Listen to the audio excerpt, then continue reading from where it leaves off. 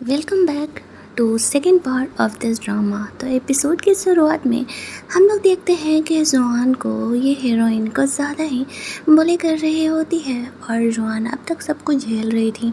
दूर से केन इन चीज़ों को देख रहा होता है। वो जानना चाहता था कि जुआन ऐसे सिचुएशन को कैसे हैंडल आउट करती है। जुआन बिना कोई गलती होने के बावजूद उस हीरोइन से माफ़ी मांगती है, लेकिन उसे डर था कि अगर जुआन इस फील्ड में आई तो यहाँ पर एक तो वो उससे ज़्यादा खूबसूरत और ऊपर से एक्टिंग भी काफ़ी अच्छी करती है, तो धीरे धीरे करके उसका पत्ता कट हो जाएगा। इसी वजह से वो इतने नखरे कर रही होती है। वो अपना फ़ी भी इंक्रीज़ करने का डिमांड करती है और साथ ही में जुआन को वो अच्छा खासा पनिश कर रही थी। जुआन उससे बार बार माफ़ी मांग रही होती है, बट वो उसे माफ़ करने के लिए तैयार ही नहीं थी। अगला शूट स्विमिंग पूल का होने वाला था और जुआन को पानी का फोबिया था, क्योंकि पानी में ही डूब करके उसकी मॉम की मौत हुई थी। इसी वजह से वह कभी पानी में दोबारा नहीं जाना चाहती थी।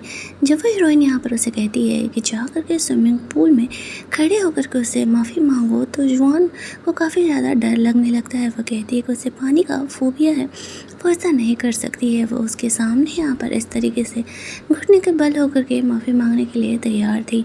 ये सब कुछ देख करके केन को काफ़ी गुस्सा आता है, लेकिन वो अपना गुस्सा कंट्रोल करके रखा हुआ था। लास्ट में जुआन अपनी फोबिया से लड़ती है और उस स्विमिंग पूल में जंप कर जाती है, जहाँ पर कि वह खुद को देखती है कि वो अपनी मॉम से बात कर रही है और वो अपने इस फोबिया से भी बाहर आ जाती है। अब ये देख करके उसका प्रोड्यूसर काफ़ी खुश हो जाता है। वो जुआन को अपनी कहानी के मेन हीरोइन चुन लेता है और उस हीरोइन को जॉब से निकाल देता है।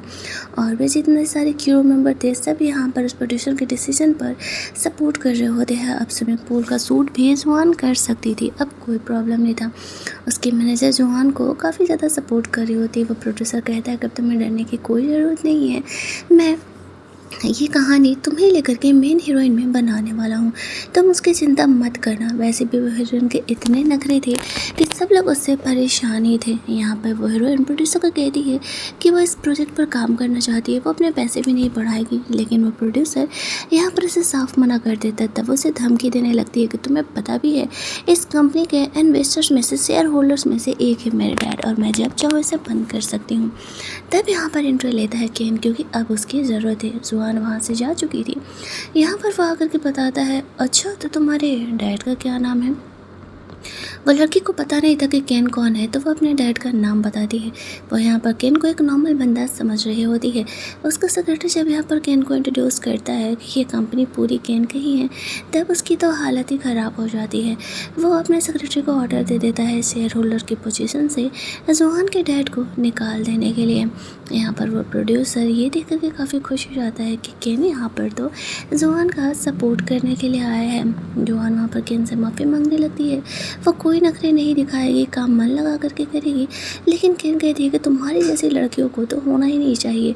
तुम लोग न्यू कमर्स को इतनी ज़्यादा बुली करते हो, इंसान हो भी या नहीं, एक टाइम पर तो तुम भी न्यू कमर हुआ करती थी ना।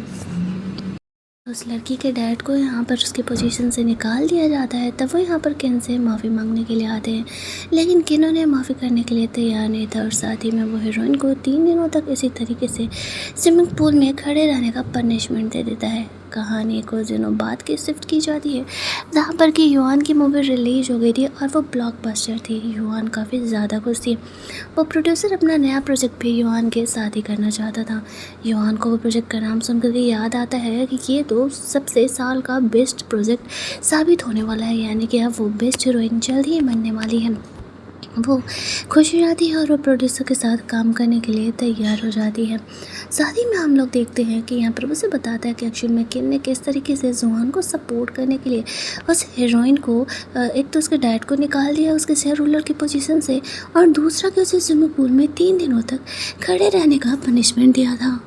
उसकी मैनेजर और प्रोड्यूसर पूछ रहे होते हैं कि केन से जुआन का क्या रिलेशन है, तो जुआन कहती है कुछ नहीं, बस वो मेरा बॉस है, मुझे नहीं लगता कि मेरे और उसके बीच में कुछ स्पेशल रिलेशन है। लेकिन सबको लग रहा था कि नहीं, ज़रूर कोई बात है, इसी वजह से तो केन इतना ज़्यादा जुआन का सपोर्ट कर रहा है। यहाँ पर इस क्लब में वो हीरोइन को वेट्रेस का जॉब करना पड़ता है। वो जॉन से बदला लेना चाह रही थी। वो एक बदमाश आदमी को यहाँ पर जॉन को परेशान करने के लिए बोलती है। शुरुआत में तो वो मना कर रहा था क्योंकि उसे पता था कि वो किन के बंदी है, बट वो कहती है तुम्हें क्या लगता है इतना बड़ा बिजनेसमैन जॉन जैसी एक रुकी एक्ट्रेस को पसंद करेगा? तुम इन रूमर्स पर ध्यान देते हो।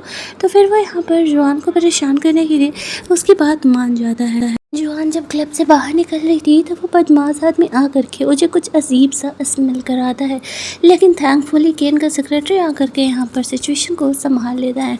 जॉन पूछती है कि वो यहाँ पर क्या कर रहा है, तो वो बताता है कि केन ने उस पर उसे नज़र रखने के लिए बोला था और अभी वो दवा जो कि जॉन ने स्मेल किया था वो उस पर असर नहीं कर रहा था, तो वो वहाँ से बाहर निकल जाती है। दूसरी साइड हम लोग केन को देखते हैं, बगल कमरे में वो हीरोइन थी वो उससे मिलने के लिए जाता है और फिर वो उसे जो पनिशमेंट देता है कि पूछो ही मत। उसकी हिम्मत कैसे ही मना करने के बावजूद यहाँ पर जॉन को परेशान करने का। जॉन बाहर जाती है तो उसे चक्कर आने लगता है। वो बेहोश हो रही थी तो थैंकफुली केन यहाँ पर आकर के उसे सेव कर लेता है। अब धीरे धीरे उस दवा का असर यहाँ पर जॉन पर हो रहा था। वो उसे अपने घर लेकर के जाता है। नशे की हालत में जॉन यहाँ पर केन को हेल्प करने के लिए बोलती है। केन उसे कहता है कि एक्चुअल में वो उसे प्यार करता है और वो रिबॉर्न होकर के आया है जॉन को बचाने के लिए। कहानी यहाँ से फ्लैशबैक में जाती है। हम लोग देखते हैं कि एक्चुअल में केन जॉन को काफ़ी लॉन्ग टाइम से प्यार करता था, लेकिन जब वो चाइना वापस आता है तो देखता है कि जुआन की शादी हो गई है। तो वो बस सीक्रेट में शैडो बन करके जुआन को प्रोटेक्ट किया करता था, लेकिन जब उसे पता चलता है कि जुआन की जान चली गई है तो वो खुद को भी हर्ट कर लेता है। वो उसके बिना इस दुनिया में नहीं रहना चाहता था और दोनों का यहाँ पर शादी में बर्थ हुआ है। केन और जुआन यहाँ पर रोमांस करते हैं। ये बात जुआन को पता नहीं था। अगली सुबह जब वो जगती है तो वो सोच रही होती है कि वो केन के घर पर क्या कर रही है, यानी कि कल रात जो नहीं होना चाहिए था वो सब कुछ हो गया। वो जल्दी जल्दी ड्रेस करती है खुद को और नीचे केन से मिलने के लिए जाती है। वो काफ़ी ऑकवर्ड थी।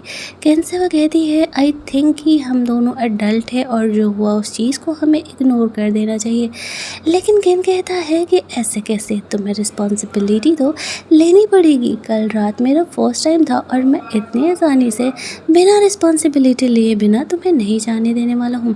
साथ ही में यहाँ पर वो जुआन को कुछ नए और इन्वेस्टमेंट्स के बारे में भी बताता है। अगला दिन आता है जहाँ पर के जुआन अपने जॉब पर गए हुए थी। वो लोग नए प्रोजेक्ट के बारे में सारे रिपोर्टर्स को बता रहे थे। सब कुछ काफ़ी सही चल रहा होता है, सब जुआन को काफ़ी ज़्यादा सपोर्ट कर रहे थे, लेकिन तभी हम लोग देखते हैं कि बीच में यहाँ पर जुआन का एक्स बॉयफ्रेंड आ जाता है यहाँ पर इनके लिए परेशानी को क्रिएट करने के लिए। पहले तो वह कहता है कि उसका केन के साथ कुछ नाजायज़ संबंध है जिस वजह से उसे इतने सारे मूवीज़ मिल रहे हैं, जिस चीज़ को जुआन क्लियर आउट करती है कि वो यहाँ पर सिर्फ और सिर्फ अपने टैलेंट की वजह से पहुँची है और कुछ ही दिनों में वो सबको भी प्रूफ भी कर देगी कि एक्चुअल में वो काफ़ी टैलेंटेड है। दूसरा यहाँ पर हम लोग देखते हैं कि उसका एक्स बॉयफ्रेंड पिछली बार की तरह यहाँ पर जुआन के वो प्राइवेट फ़ोटोज़ सारे रिपोर्टर्स में बांट देता है। अब यहाँ पर सब जुआन को काफ़ी ज़्यादा गलत समझने लगते हैं। जुआन सोचती है कि वापस से मौका मिलने के बाद भी वो अपना पास्ट नहीं बदल पाई। ये फ़ोटो वाला मैटर कुछ ज़्यादा ही बाहर जा रहा था।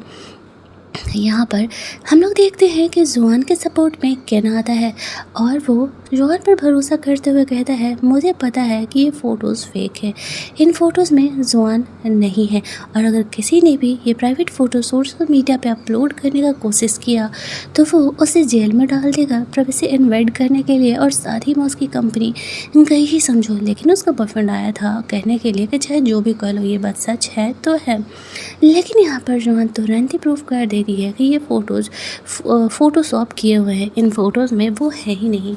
उसका एक्स बॉयफ्रेंड ये मानने के लिए तैयार नहीं था तो जुआन कहती है ठीक है चलो पुलिस में चलते हैं। पुलिस इस चीज़ को इन्वेस्टिगेट करेगी और बताएगी क्या सच है क्या झूठ। अब यहाँ पर उसका एक्स बॉयफ्रेंड डर जाता है और वहाँ से फरार हो लेता है। बाहर निकलने के बाद जुआन को कॉल आता है उसके ग्रैंड मदर की तबीयत ख़राब हो गई है। उन्होंने भी ये इंटरव्यू देखा था। वहाँ पर वो हॉस्पिटल में उनसे मिलने के लिए जाती है। केन उनके साथ गया हुआ था। जुआन उसे समझाती है कि ऐसा कुछ नहीं है, सब कुछ ठीक है। केन यहाँ पर जुआन के सपोर्ट में था। वो उसे एक पल के लिए भी अकेला नहीं छोड़ना चाहता था, वो इसे इतना प्यार ही करता था। अगले दिन हम लोग देखते हैं कि कोई रिपोर्टर्स में से बदमाश ने जुआन के वो फ़ोटोज़ सोशल मीडिया पे अपलोड कर दिए थे, बट जुआन इन चीज़ों पर ध्यान देने के अलावा अपने काम पर फोकस करना चाहती है। वो वहाँ से निकल रही थी, उसके कुछ रिपोर्टर्स यहाँ पर आने लगते हैं तो वो गलती से चेन से टकरा जाती है। एक्चुअल में बेचारे चेन को जानलेवा बीमारी थी और उसकी ज़िंदगी के ज़्यादा दिन नहीं थे। वो यहाँ पर जुआन के साथ काफ़ी अच्छे तरीके से बिहेव करता है, ऐसे बोलता है जैसे कि उसे भरोसा है कि ये फ़ोटोज़ फेक है।